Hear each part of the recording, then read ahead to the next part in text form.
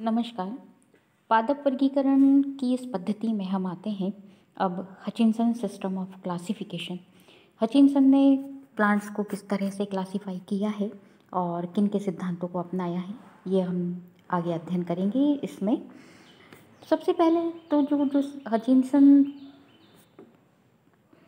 John Hutchinson, ये British botanist हैं और royal botanic garden Q England से संबंधित थे। इनका जन्म 1884 में हुआ था और इनकी 1972 में डेथ हो गई थी।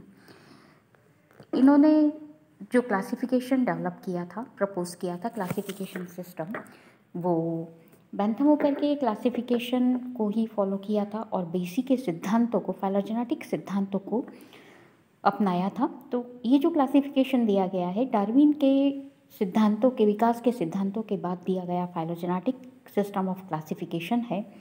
तो इनका जो क्लासिफिकेशन है वो फाइलोजेनेटिक सिस्टम है और इस फाइलोजेनेटिक सिस्टम क्लासिफिकेशन को, वर्गीकरण प्रणाली को, इन्होंने सर्वप्रथम इनकी book families of flowering plants 2 volume में लिखी है और उस बुक में इन्होंने प्लांट्स को क्लासिफाई किया है। जो फर्स्ट वॉल्यूम है इस बुक का, फर्स्ट वॉल्यूम जो है वो डाइकोटिलीडन्स को, फर्स्ट वॉल्यूम में इन्होंने डाइकोटिलीडन्स को सम्मिलित किया है और जो कि 1926 में प्रकाशित हुआ। सेकेंड वॉल्यूम जो है उसमें मोनोकोटिलीडन्स को लिया है और 1934 में उसको प्रकाशित किया था। उन्होंने कई सारे इसके सेवरल रिविजन्स भी अलग अलग ईयर्स में दिए हैं। फर्स्ट रिवीजन इन्होंने 1959 में दिया था, संशोधित रूप दिया था, और सबसे लास्ट जो इन्होंने संशोधन किया था वो उनकी डेथ 88 साल में उनकी डेथ हो गई थी और 1972 के पूर्व ही उन्होंने उसका अंतिम बार संशोधन प्रस्तुत किया था, जो कि 1973 में the families of flowering plants के अंतर्गत प्रकाशित किया गया था।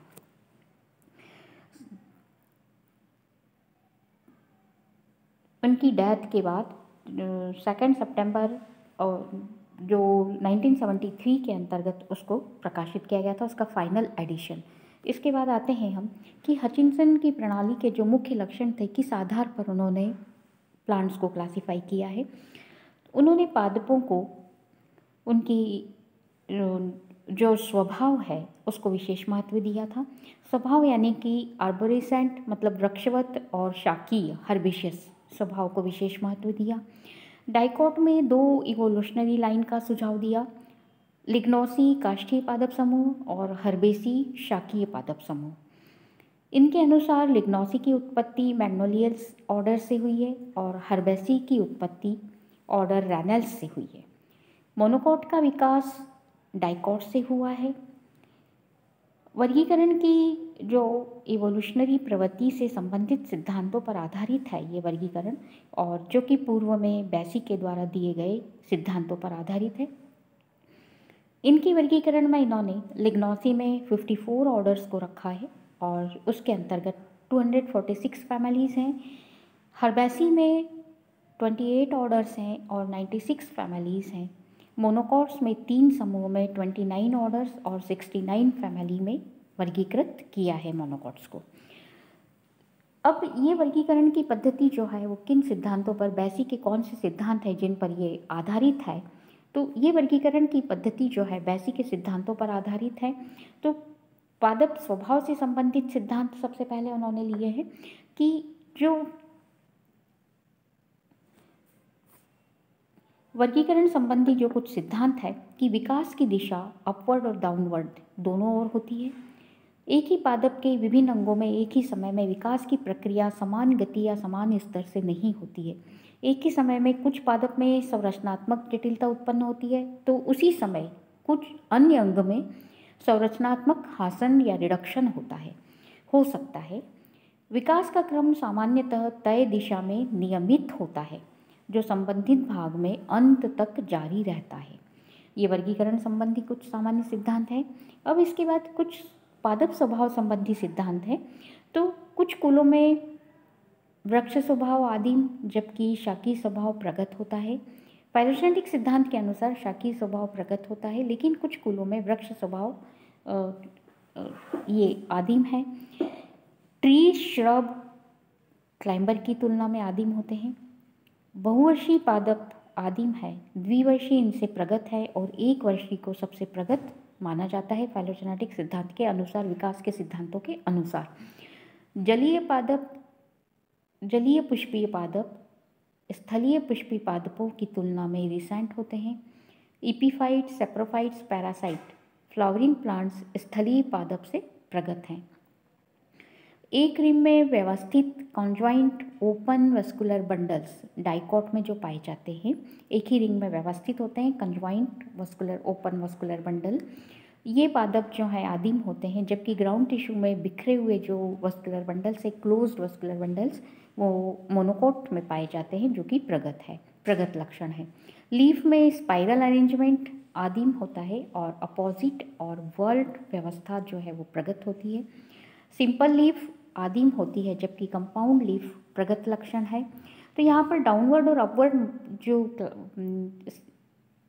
विकास है, तो कुछ प्रोग्रेसिव को दर्शाते हैं कुछ अंग, कुछ रिट्रोग्रेसिव को दर्शाते हैं।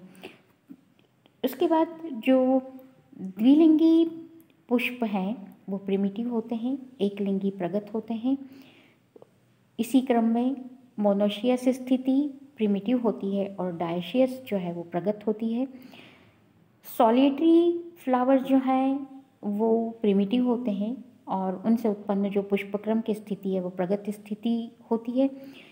पुष्प में इम्ब्रिकेट एस्टिवेशन, वर्ल्ड और वॉल्वेट की व्यवस्था की तुलना में आद्य है। पुष्प की वर्ल में सदस्यों की संख्या आद्य, जबकि अधिक संख्या जो है वो आद्य प्रिमिटिव होती है और कम संख्या जो है वो प्रगत रिसेंट कैरेक्टर है। पेटलीफेरस फ्लावर और एपेटली फ्लावर की तुलना में आदिम होते हैं। एपेटली फ्लावर की उत्पत्ति हासन से हुई है, रिडक्शन से हुई है। पॉलीपेटलस फ्लावर प्रिमिटिव है, गैमापेटलस फ्लावर एडवांस कैरेक्टर है। एक्टिनोमॉर्फिक फ्लावर प्रिमिटिव है, जबकि जाइगोमॉर्फिक फ्लावर जो है वो एडवांस कैरेक्टर है। हाइपोगाइनस प्रिमिटिव है, जबकि पेरिगाइनस और एपिगाइनस क्रमशः विकसित है।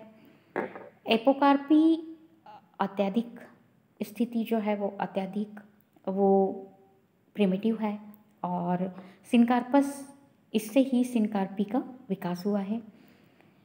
गाइनोशियम में मल्टी कार्पल्स का पाया जाना प्रिमिटिव कैरेक्टर है, जबकि कम कार्पल्स का पाया जाना एडवांस कैरेक्टर है।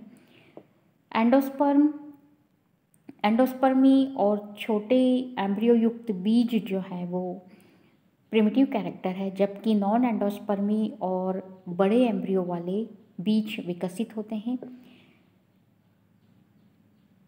जो प्रिमिटिव फ्लावर्स हैं उनमें स्टैमेन्स की संख्या काफ़ी अधिक थी, जबकि एडवांस में स्टैमेन्स की संख्या कम है। पॉलीएंड्रस स्थिति प्रिमिटिव है, सिनएंड्रस स्थिति विकसित है।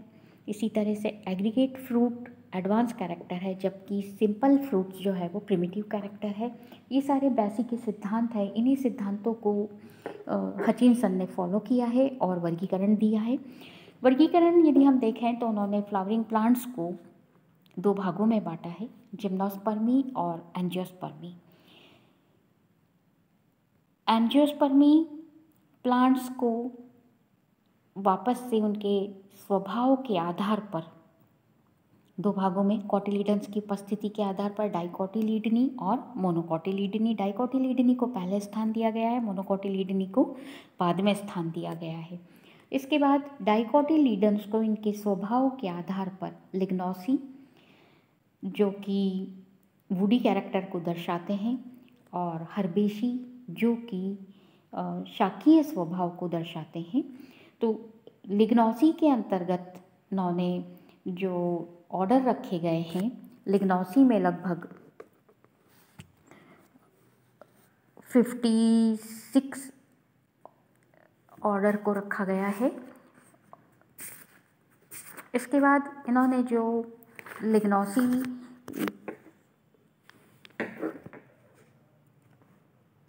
54 ऑर्डर्स को रखा गया है और 28 ऑर्डर्स हर्बेसी में रखे गए हैं। इस प्रकार से डाइकोटिलीडन्स के अंतर्गत 82 ऑर्डर्स हो गए और 29 ऑर्डर्स को एक बीजपत्री पादपों के अंदर मोनोकोटिलीडन्स के अंतर्गत रखा गया है। यहाँ पर जो दो भागों में बांटा है, बीज की उपस्थिति, जिम्नोस्पर्म जिनमें कि नग्न बीज पाया जाता है, फल का अभाव होता है, और ट्रू फ्लावरिंग प्लांट्स नहीं होते हैं। जबकि एंजियोस्पर्म में ट्रू फ्लावरिंग प्लांट्स होते हैं, बीज सीड कोट पाया जाता है सीड पर। इन्हीं कैरेक्टर्स के आधार पर जिम्नोस्पर्मी और एंजियोस्पर्मी में विभाजित किया है। कोटिलीडन्स और लीफ में किस तरह का वेनेशन पाया जाता है उसके आधार पर डाइकोटिलीडनी और मोनोकोटिलीडनी। डाइकोटिलीडनी को उनके स्वभाव के आधार पर लिग्नोसी और हर्बेसी में बांटा है। लिग्नोसी इसके अंदर जो वुडी हैबिट के आधार पर और वुड में लिग्निफाइड मृत कोशिकाओं का बाहुल्य होता है। हर्बेसी के अंतर्गत शाकीय स्वभाव पौधों का पाया जाता है। इसके बाद जो मोनोकोटिलीडन्स है, इसमें 3 इन्होंने डिवीज़न में बांटा है, इसको 3 सब फाइलम में बांटा है, कैल्सीफ्लोरी, कोरोलीफ्लोरी और ग्लूमीफ्लोरी। कैल्सीफ्लोरी में जो कैलिक्स है और कोरोला स्पष्ट, यहाँ पर कैलिक्स और कोरोला की स्थिति के आधार पर इन्होंने इसको 3 भागों में बांटा है। तो कैलिक्स और कोरोला यहाँ पर स्पष्ट होते हैं, अलग अलग होते हैं, और जो कैलिक्स हैं वो ग्रीन होते हैं। कोरोलीफ्लोरी के अंतर्गत यहाँ पर कैलिक्स और कोरोला दोनों लगभग एक समान होते हैं, मतलब पैरियंथ की स्थिति रंगीन कलर्ड पाए जाते हैं, पेटेलॉइड स्थिति पाई जाती है। और ग्लूमीफ्लोरी के अंदर पैरियंथ अत्यधिक रिड्यूस्ड होते हैं और लॉडिक्यूल्स के रूप में उपस्थित होते हैं। इस आधार पर मोनोकोटिलीडन्स को 3 सब डिवीज़न के अंतर्गत इन्होंने 3 सब फाइलम के अंतर्गत बांटा। अब ये जो क्लासिफिकेशन है, इसके बाद इनमें जो लिग्नोसी है इसमें 246 फैमिलीज रखी गई हैं और हर्बेसी जो है इसके अंदर 96 फैमिलीज़ हैं। इसी प्रकार से कैल्सीफ्लोरी के अंदर 29 फैमिलीज़ हैं, कोरोलीफ्लोरी के अंदर 34 फैमिलीज़ हैं और ग्लूमीफ्लोरी के अंतर्गत 6 फैमिलीज़ को रखा गया है। इसके बाद जो क्लासिफिकेशन की मेरिट्स हैं कि क्लासिफिकेशन के अंदर क्या क्या गुण है और क्या दोष हैं, तो ये पौधों के प्राकृतिक लक्षणों पर आधारित वर्गीकरण है, फाइलोजेनेटिक प्रणाली है वर्गीकरण की। इस प्रणाली में एंजियोस्पर्मिक पौधों के बीच में विकास प्रवृत्ति और अंतर संबंधों पर आधारित है। द्विबीजपत्री और एकबीजपत्री पादपों से द्विबीजपत्री पादपों की उत्पत्ति, द्विबीजपत्री पादपों से ही एकबीजपत्री पादपों की उत्पत्ति हुई है। पहले द्विबीजपत्री फिर एकबीजपत्री परिवारों को स्थान दिया गया है।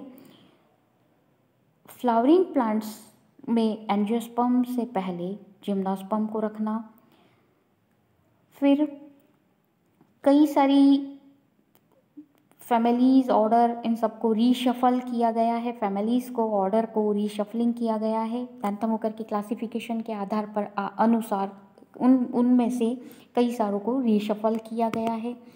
फिर कई बड़े ऑर्डर को छोटे ऑर्डर में तोड़ा गया है, जैसे रोजेल्स, मालवेल्स, लेग्यूमिनल्स, इनको छोटे छोटे उनमें तोड़ा गया है। फिर आर्बोरिसेंट की शुरुआत मैग्नोलियल से की गई है और हर्बेसी की शुरुआत रेनल्स से की गई है, जो कि पैरेलल इवोल्यूशन को दर्शाता है। मतभेद की बजाय समानता पर जोर दिया गया है। मोनोक्लेमाइडी, और यहाँ पर जो मोनोक्लेमाइडी एक सब रखा गया था बैंथम होकर के क्लासिफिकेशन में, जिसको कि उन्होंने यहाँ पर समाप्त कर दिया और उसके कुछ सदस्यों को गैमा पेटली और पॉलीपेटली में स्थान दिया है। उनके संबंधों के आधार पर पौधों को लक्षण के संयोजन के आधार पर छोटे छोटे से समूह में विभाजित किया है, जिससे निकट संबंधित कुलों को साथ में रखा गया है। ब्यूटोमेल्स और एलिस्टेमेल्स को मोनोकोटिलीडन्स की शुरुआत में रखा गया है, जो कि फाइलोजेनेटिक सिद्धांत के अनुसार उचित है। यहाँ पर जो मैग्नोलियल्स है उसकी शुरुआत मतलब लिग्नोसी की शुरुआत मैग्नोलियल्स ऑर्डर से की गई है और मैग्नोलियसी फैमिली, जिसको कि प्रिमिटिव माना जाता है, उससे की गई है। हर्बेसी की शुरुआत रैनल्स से की गई है, जिसको कि प्रिमिटिव फैमिली हर्बेसी में प्रिमिटिव फैमिली माना जाता है। इसी तरह से मोनोकोटिलीडन्स में ब्यूटोमेल्स को प्रिमिटिव माना गया है और उससे उसकी शुरुआत की गई है। ब्यूटोमेल्स ऑर्डर और ब्यूटोमेसी फैमिली से शुरुआत की गई है और जो सबसे एडवांस है ग्रेमिनी फैमिली को सबसे एडवांस अंत में रखा गया है। इसी तरह से हर्बेसी में